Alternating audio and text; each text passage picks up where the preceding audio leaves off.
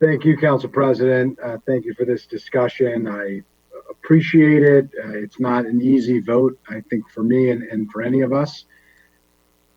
And if I thought that there was a way for the incentive that we're trying to create in order to build high-rise development on metro stations with the prevailing wage requirement, I would enthusiastically support it.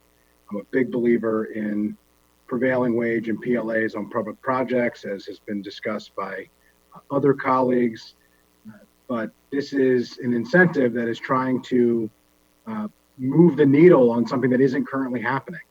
Some of the points that I've made earlier about the profit margins, I'm less interested in the profit margins and more interested in the economics. We had a long discussion in committee about the outside analysis, not the one done by a former colleague on the council, Mr. Sesker, but an outside analysis. And Ms. Wright, the planning director, spoke at length about that particular analysis, which demonstrated that without this incentive, the project that has been mentioned at Grosvenor doesn't go through. And that's probably the most attractive of the potential projects that could happen, much less the other sites that have been discussed at Forest Glen and Wheaton and Glenmont, where we very much would like to see this type of activity and this type of growth. We've also talked about the $40 million of investment that the county was prepared to make at Wheaton in cash, in upfront money, as opposed to in foregoing money that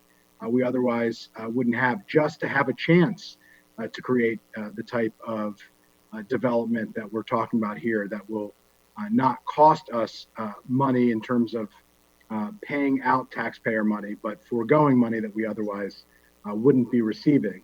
And so I've had a lot of conversations with a lot of friends and colleagues and former colleagues and stakeholders.